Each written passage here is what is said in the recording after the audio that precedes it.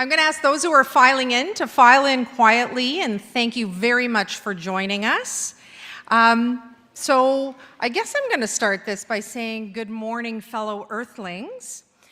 My name is Dr. Alice Aiken. I'm the Vice President of Research and Innovation here at Dalhousie, and it's great to see so many of you here today. Now, I don't know about all of you, but sometimes easing into a Monday morning can be a little bit tough. But this week was not so. It's not every Monday morning that we get to be part of a live chat via video link with an astronaut at the International Space Station. I'm assuming that's probably true for most of you as well.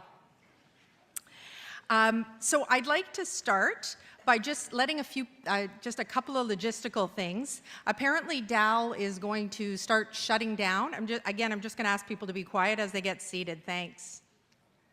Dalhousie is going to be closing down at 11 o'clock, so some of you might be getting texts. This will continue. This event will continue until 11:45.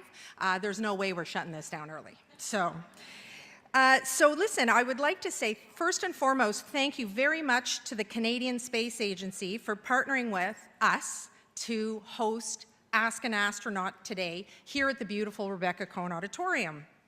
Very shortly, we'll be beaming up to the International Space Station via interactive live link where astronaut David Saint-Jacques will answer your questions in real time. Just a few months ago, some of the leading minds in space exploration took part in an intellectual jousting match with ocean experts on this stage as part of the Great Debate, one of our signature 200th anniversary events. Dalhousie is a fitting place for events like this. We're an institution where you can explore and seek answers to some of the universe's most pressing and perplexing questions and set your course for greatness in science, technology, and so many other fields. So for example, former NASA astronaut Kathy Sullivan, who was the first American woman to walk in space, got her start right here at Dalhousie as a PhD student. She went on to achieve amazing things, including launching the Hubble telescope and serving as administrator of the National Oceanic and Atmospheric Administration under former US President Barack Obama.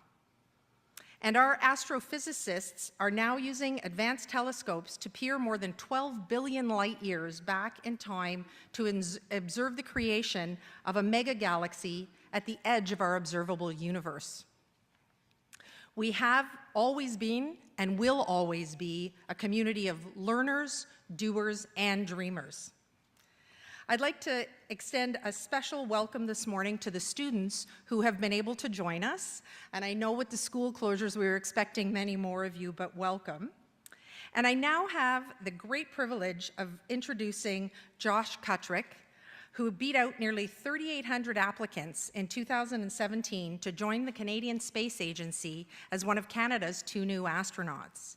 With a background as an experimental test pilot on high-performance jets for the Royal Canadian Air Force and as a fighter pilot deployed in Afghanistan and Libya, Josh is now in training to play a leading role in the next phase of the Canadian space exploration. He holds degrees in mechanical engineering, space studies, flight test engineering, and defense studies, and is the recipient of the Leithen-Tittle Award for Top Test Pilot Graduate and a distinguished graduate of the United States Air Force Test Pilot School. So let's have a big round of applause for Josh.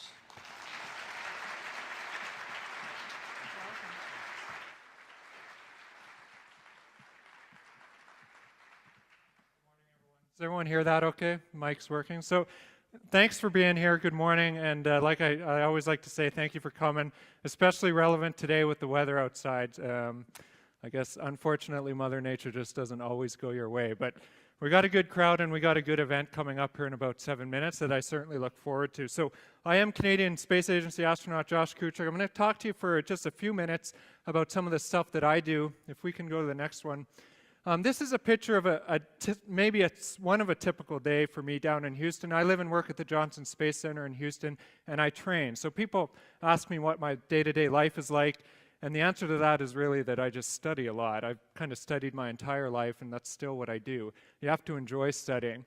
You see a picture of me here doing a microgravity training flight, and you see some of my colleagues, 2 more Canadian Space Agency astronauts, Jenny Sidey-Gibbons, Jeremy Hansen. You see one of our flight doctors as well, one of our flight surgeons. And of course, who's not in this picture is the 4th Canadian astronaut currently working, David Saint-Jacques, good friend of mine. He's not on the planet right now, as everyone in this room will know. He's in outer space, and we're going to talk to him in about 5 minutes. So I keep looking at my watch. It's kind of actually a complicated thing. If you think about the geometry of the space station and what it's doing, it's a technical feat in and of itself that we're able to connect to it in live time through a whole bunch of satellites, get that signal down to Mission Control Center in Houston, and then get it from there all the way up to snowy Halifax this morning so that we can talk to David. But if all goes well, and it usually does, we'll be able to talk to him. Let's go to the next one. Here's a picture on another standard day. We're using, in this picture, a giant pool. It's one of the biggest pools in the world. It's at NASA. We call it the Neutral Buoyancy Laboratory, and I spend a lot of time in there, sometimes 7 hours a day underwater, working in a microgravity environment. We're using neutral buoyancy to simulate microgravity. So very interesting, very technical work, and again, it comes back to that fact that you really do have to enjoy learning and enjoy studying a lot. So I spend a lot of time doing stuff like this. The last week, though, not so much. The last week I've been in Canada, and we came up to Canada to talk about space, to talk to David at events like this, but really to talk about space. And it's a pretty timely morning right now because we've had a very, very exciting week for the Canadian space sector. People in this room probably follow space quite a bit, but the last week was tremendous for us. Just a couple days ago, we had the first launch and docking ever in history of a commercial human-rated space vehicle to the International Space Station. This is going to change things a lot. I got up at 3 in the morning to watch that, and I got up at 3 in the morning to watch that launch because, as I like to say, things like that do for me what I think space exploration does for all of us and has always done for all of us. They inspire us, and fundamentally they take things that we always assume to be impossible, and just through an event like that, all of a sudden, it's possible. So I like to say we make the impossible happen, and we make the impossible possible. Of course, before that, also last week, our Prime Minister came to visit us in Montreal, and he announced that Canada would partner on the Gateway project. Gateway is probably the most bold, daring, exciting exploration mission ever undertaken by humans in the entire history of our species. And we announced last week that Canada is going to be a prime partner on that. That means Canada is going back to the moon with NASA, and this is stuff that's going to be happening over the next 10 years. So it's an extremely, extremely exciting period of time. It's really, that announcement for me, as I think it is for all of Canada, is a vision for our aerospace sector. It's a challenge, and it represents a tremendous opportunity. So if there's people in this room who are interested in working in space in the future as an engineer, as a doctor, as a scientist, even as an astronaut, the future is very, very bright. Things are changing extremely quickly.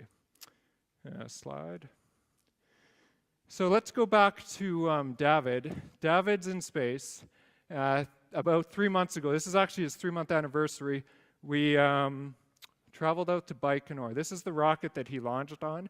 I just love this picture because it shows the Canadian flag so boldly flying.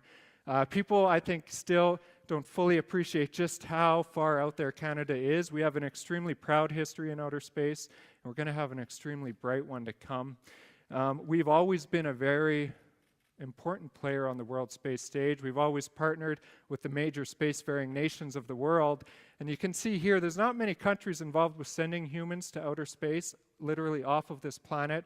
Canada's one of them, and I think that that's just so special. It's so special to look at that picture and see the flag kind of symbolically marking where we live in the world when it comes to outer space.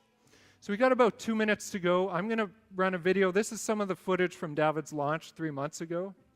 It just shows him stepping up to the rocket, the final suit up, strap in, and then eventually the rocket blasting off. I was fortunate enough to be there. This is a very, very special event to attend. When you attend it in person, it shows you firsthand just how special spaceflight is, just how difficult it still is, and how much of a rare thing it is.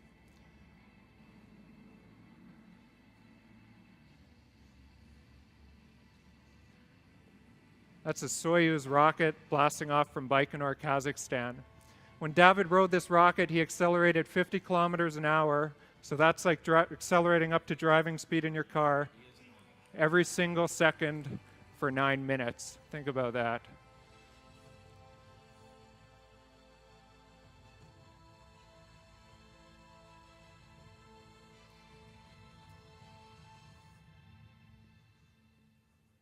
What a journey, and it's only just the start. I'm speechless.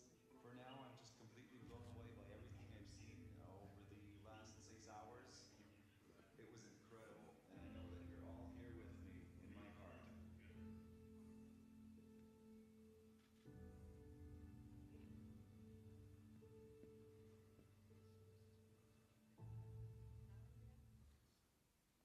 Okay, so just listen to different things, and we're going to go ahead with the voice check here in a minute. Don Pettit sitting Capcom. It's nice to see you, Don. Are we?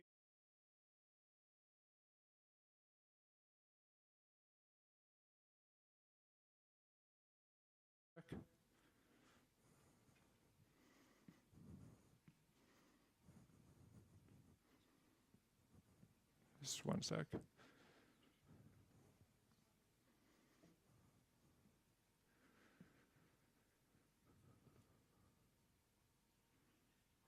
Houston and our station Halifax is ready for the event. Is anyone hearing this?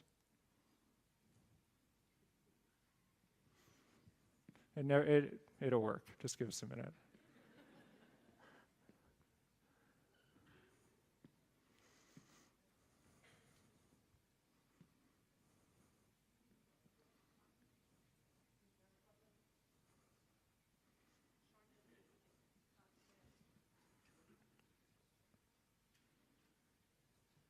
Short delay.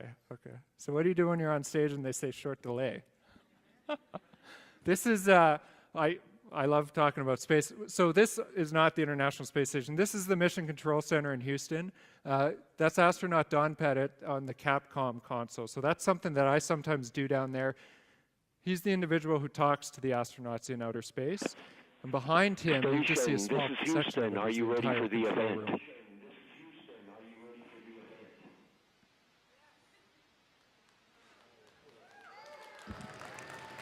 Houston, this is Station. I am ready. Canadian Space Agency, this is Mission Control Houston. Please call station for a voice check. Please call station for a voice check. Station, good. Josh Kutrick, the Canadian Space Agency, calling from Halifax, Nova Scotia. How do you read?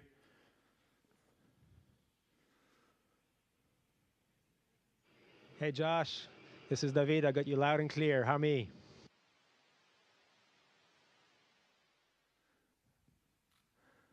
Hi, David. It's great to talk to you. I have you loud and clear as well.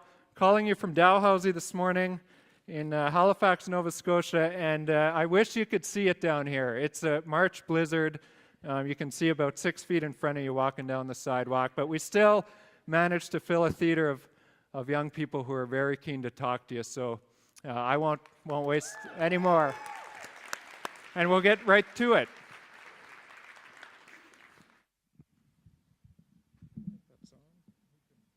Can you hear me?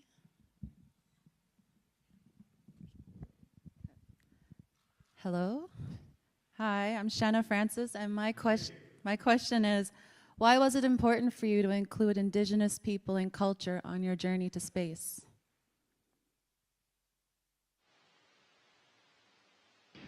Well, first because I spent some of my professional career working with Indigenous people. I was a family physician up in the northern Quebec working with the Inuit communities. So they're part of who I am. And just as I come here on this International Space Station bringing a piece of everywhere I've been, I wanted to bring a part of that part of my culture, which is a little bit of Indigenous culture. But beyond that, I think also one thing that most Indigenous cultures have in common with our culture here in space is a great respect for Mother Earth and a kind of a way to look at Earth as something that, not as our possession, but as something that we should take care of. So I think it meshes well with our culture up here. Thank you. Well, all in.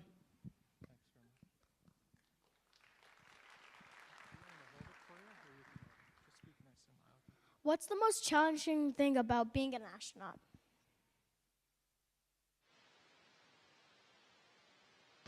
Well, you know, everything is challenging. You can ask Josh.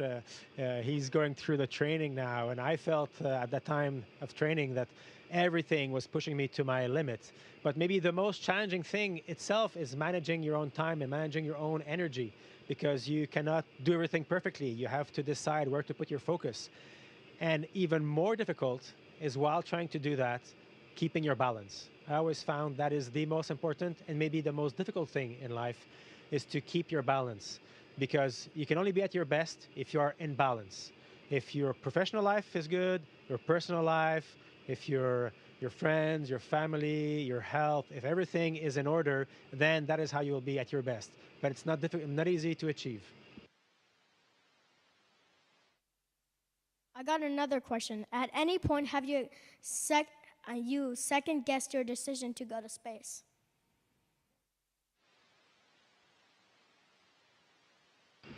You know, I might seem very self-confident, but actually I'm full of doubts all the time, because everything we do here is so difficult and so dangerous. I always feel like I need to concentrate more. I always feel like I need to do better. I need to push myself even more. So yes, I regularly feel full of doubt, but I know that it's worth the effort, and I know that it's worth it. So I always decide. Every day I decide to continue.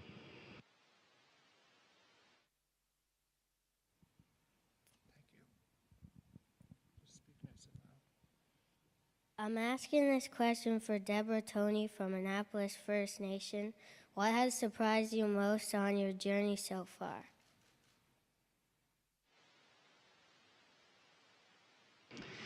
You know what impresses me on the first day and still every day, even after 3 months here, is how beautiful and incredible our planet Earth is. We put a lot of energy to come to space, but the first thing we want to do is look back at beautiful Mother Earth. And every time I open the shutters on our bay windows up on space station and I look at Earth, I'm amazed how incredibly beautiful, but also strong she is. But at the same time, of course, we can damage Earth. So it makes me realize that we have to be very careful, very responsible to take care of our environment. But the beauty and the grace of our planet is what surprises me every day.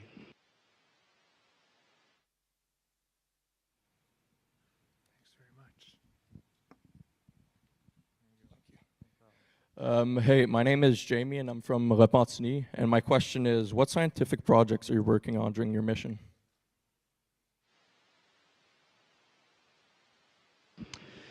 So we do a lot of experiments here. Space Station is an orbiting laboratory. Thousands of experiments have been done since the beginning of the program. Maybe a couple of hundreds are going on right now. Most of them are to do with medicine and biomedical research, because going to space is bad for the human body, and it's bad in ways that resemble disease that anybody can have on the ground, except here it develops very quickly. So if you want, with the excuse of helping astronauts, we can help medicine in a very efficient way by working here. So we're perfect guinea pigs for medical research. Thank you. Thanks. Thanks very much. Just speak nice and loud. My question is, what do you miss most about Earth other than friends and family?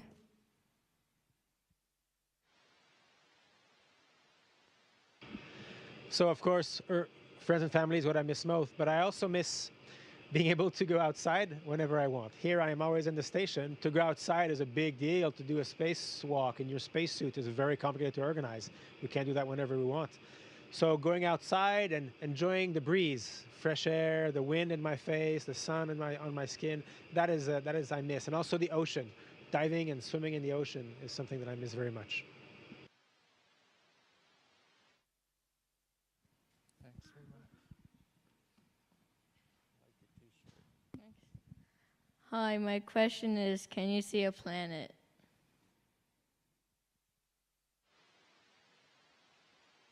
So from here, of course, we can see the Earth. We can see the sun also. It looks similar to from Earth, except the sky is black even when the sun is up. That's a bit strange. But our real planets, we can see the same ones that you can see from Earth. We can see easily Venus and Saturn and Mars.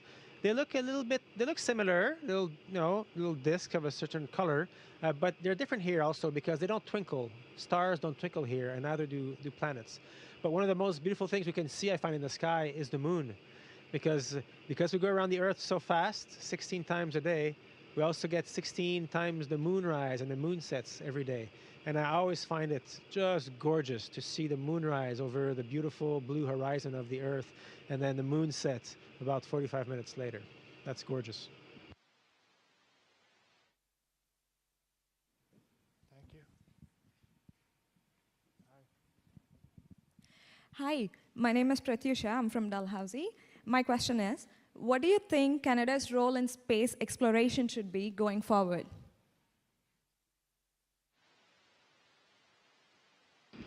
Good question for the future. You probably heard that last week there was a big announcement that Canada is going to join the concert of international partners who build a space station to take the next step and to build like a space station around the moon to learn to live even further away from the Earth. And from there, that's like a stepping stone to then going to Mars one day. So I think Canada's role in space exploration is a very, very good one. We should be very, very proud of our accomplishments with Canadarm and Canadarm2. We've made huge contributions to the advancement of knowledge and exploration. And I think a country like our country, that's the kind of country I want to give to my children, is a proud and smart country that is at the forefront of exploration. And space exploration is full of future for us. It's where we're going to learn a lot about ourselves, about our planets. We're going to discover a lot of new scientific discoveries. And also, space is where we're going to be able to protect our planet from, take better care of Mother Earth.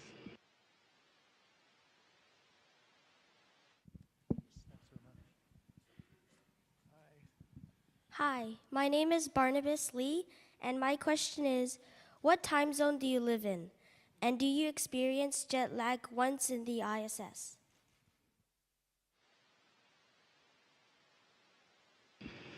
Yes, we do experience jet lag. So the time zone we live in was an arbitrary choice. We decided to live on called GMT. That's the time in London, actually, London, England. So somewhere halfway almost between Houston and Moscow, the two big control centers, this is the time we live in. So right now, I look at my watch, it's 3 p.m., 3 hours, 10 minutes p.m. So that's the time we're in.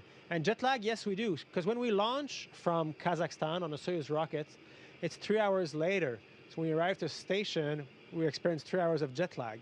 We also experience jet lag if we have to wake up very early for a special mission, for example, or to come back to Earth. We normally have to change our body clock. So that feels very much like jet lag.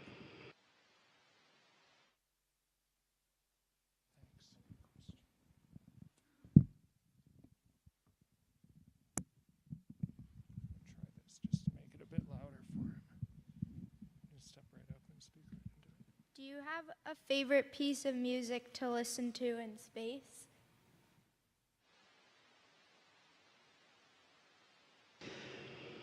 Well, I like a lot of types of music, but the music I like most is the music that my friends recommend to me. So here I'm able to receive music from my friends and my brothers, and so that's what I listen to. I listen to suggestions of music from my friends. I think it's a beautiful way to share emotions, is to share music.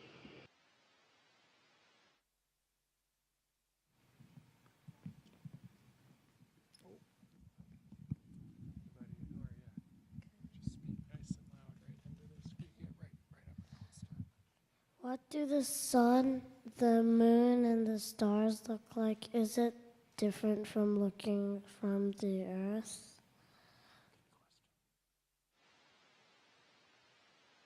Yes, they're a little bit different. So the biggest difference, when you look at the sun here from space, it looks the same. It's a very bright yellow light.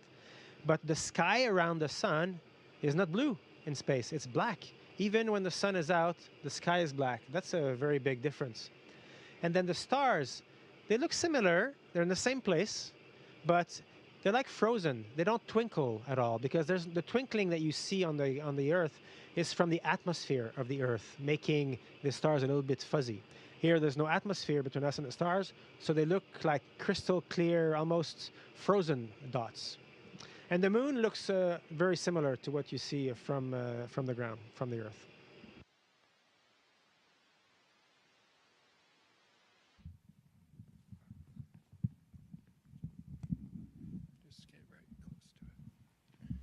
Hello, David. I am from Glooscap Elementary. I'm in grade 4. I have a question. What are your thoughts on commercial space trips?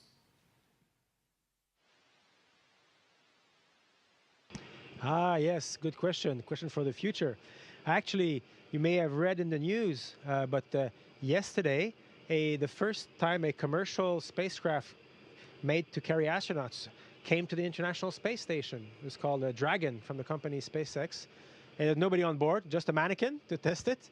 But soon they will bring people to the space station. I think it's a great development. It's a bit like, you know, almost more than 100 years ago when they invented aviation. It was very risky and only governments could fly in the air.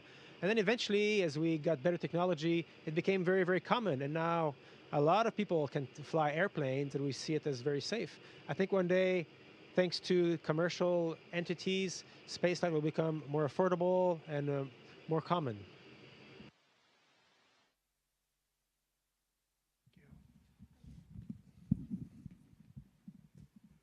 Hello, David. My name is Sarah Prosper from Eskizoni First Nation. I'm going to be asking you a question on behalf of Lauren Silliboy from Eskizoni. She asks, does space have a smell, and is it hot or cold in space? So yes, space has a smell, and we can smell that when a new vehicle docks to the space station.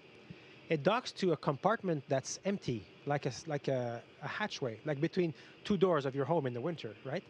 And so that power station was in space before, and when the vehicle is docked, we can open that inside door, and after filling it up with air, so we don't put our face in vacuum, we can smell the smell of space. Or when people go on spacewalks and they come back in, they bring that smell with them. And it smells a little bit like, not like something burned, but a bit like a hot metal. It smells like hot metal, like the smell of a new toaster the first time you use it, something like that. Strange smell, but it's very distinctive. And hot or cold, well, the answer is it depends. It's all depending on whether you are in the sun or in the shadow. If you're in the sun, it's terribly hot, hundreds of degrees. If you're in the shadow, it's terribly cold, minus several hundreds of degrees. For example, if you look at the moon, the dark side is about minus 200 and the bright side plus 200. Same thing for space station. The side that's on the sun and the side that's in the shadow is big difference of temperature. So you can imagine that's a big challenge for the people that build spacecraft to make sure it doesn't deform and warp under these temperature differences.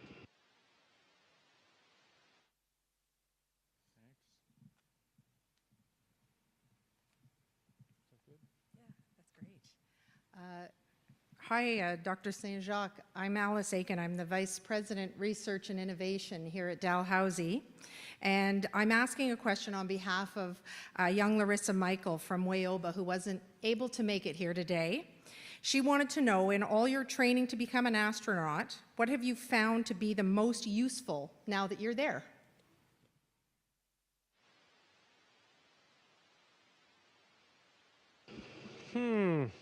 The most, I mean, it's all come to use. You know, I was blessed with a very varied education, and it's all become useful to me. I think the most useful is these advices that you get from your parents and your primary school teachers about being responsible, about being a person who can be trusted. These are the most important things for anybody, but for astronauts, certainly very important to be a trustworthy person. You can make mistakes. Everybody can make mistakes, but the important is to be reliable. So maybe that's the most important thing that I found is every time in my life someone has helped me become a responsible person. Every one of these people has helped me.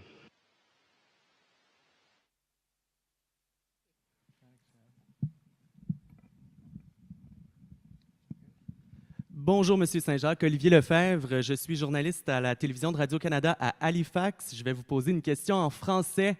J'aimerais ça savoir, bonjour, comment est-ce que l'annonce de la participation du Canada au projet Gateway lunaire peut donner des espoirs, mais aussi des opportunités aux jeunes présents aujourd'hui de travailler là, dans le domaine de l'espace?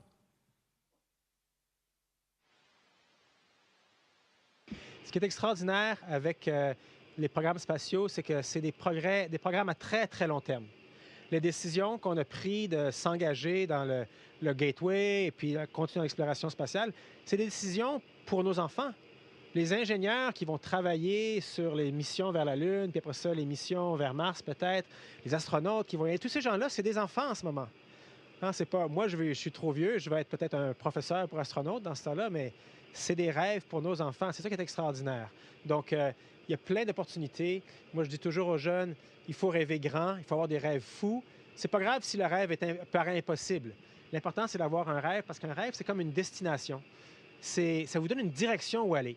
C'est pas grave si on ne se rend pas à la destination, mais c'est l'important, c'est d'avoir une direction. Comme ça, on sait à chaque jour, ça nous aide à prendre des décisions dans la vie. Puis si la vie change et on arrive ailleurs, c'est pas grave. Mais des grands rêves comme ça, de participer à l'exploration spatiale, je pense que ça a la capacité de motiver les jeunes parce que ça fait rêver tout le monde.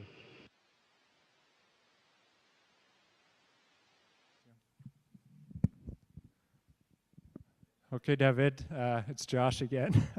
And thank you very much for taking time out of your schedule.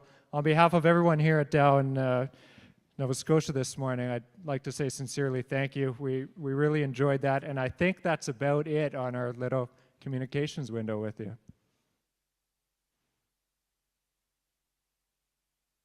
Thank you very much, Josh. Thanks, everybody. Have a good time on Earth. Take good care of Earth. I'll take good pictures of you, and I'm looking forward to being back on Mother Earth one day. Thanks, David. You just floated out of the camera.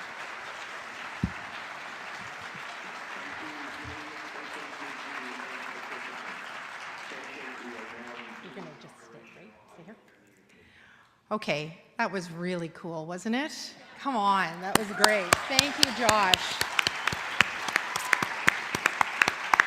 So, I want to thank all of you for being here on this snowy day. I think we can agree that was a pretty special Monday morning. And what I'd like to do is invite all of our friends who asked questions to come back up on stage and get a photo with Josh. Thank you, everybody. Thank you so much. Thank you. I'm really glad this worked out. Yeah. I think I was supposed to thank you more than that, but I'm still excited. No, you did not need to thank you more than anything. We should thank you for hosting. So, I like the shirt.